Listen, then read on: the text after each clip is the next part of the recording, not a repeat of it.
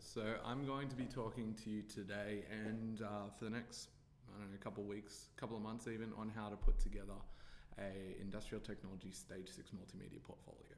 So what I've got here are 5 portfolios that all scored pretty much 100% for their portfolio section, or 19 out of 20 last year. So we've got one by one by our first student, our second student, our third student, our fourth student, and our fifth student. Now, most of these students got band 6s. One of them got just a very, very high band 5, but that was for their overall project.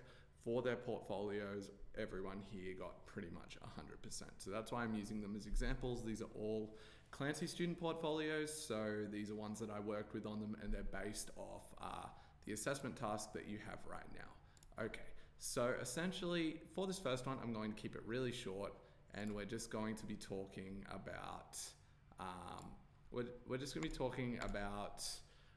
title pages and the table of contents. So what we want to do with our title page, we probably don't need to start it immediately, if I'm being honest. When you're just starting your portfolio, you really don't need it. And realistically, you should be using some of the art from your actual multimedia project when you're doing it, okay? But for the moment, some of the most important things is your student number has to be on it.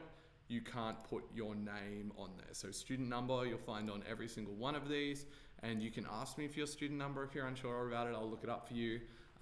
There's a generalized title of the project that needs to go on there. You may have your title already for it, you may not.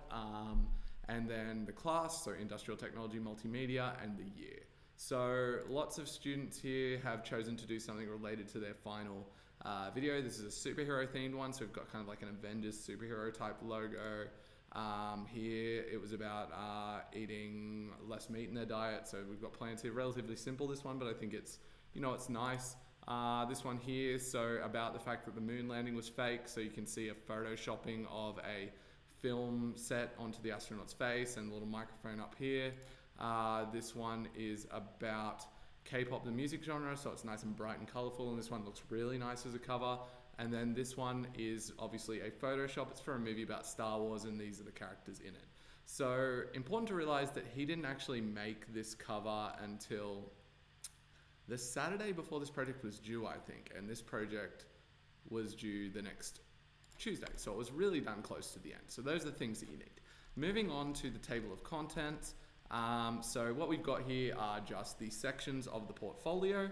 So going through, you can see we've got all of these things in them, and he hasn't done the sort of subsections like 2.3.1 in here, whereas looking at this person, they have chosen to do the subsections, but keeping it to a page roughly. You've only got 80 pages, you don't want to waste it. This person has done all the sections in it, including the subsections and page numbers. That's important.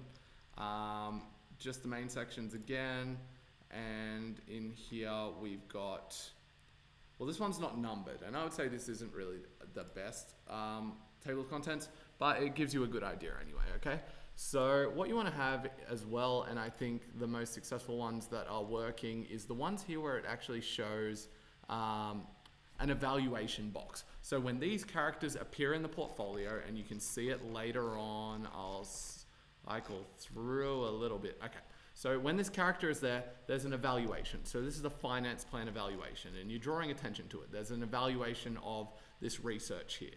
When we look at this one, when there's this person's gone one step ahead and said whenever there was going to be a problem, there's going to be a green sword. So if we look through here, we can see a red one, there's an evaluation, and then let's see if we can find a green one in here. So he hasn't had any problems, but later on, okay, here we go.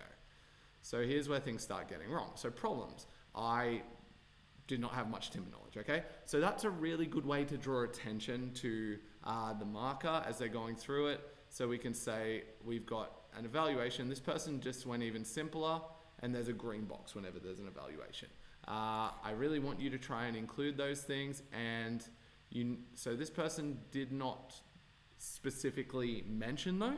Every time there's a red rectangle that's an evaluation, but they haven't mentioned it. I really want you to do a little key at the start on your table of contents. So it's important to set it up at this point in time, and so that way make sure that you put it when you go through the rest of your stuff, okay? So that's all there is for this section. I'll keep it short. Next, I'll come back with a video on how to write a statement of intent, and that's a very important section. Okay, thank you.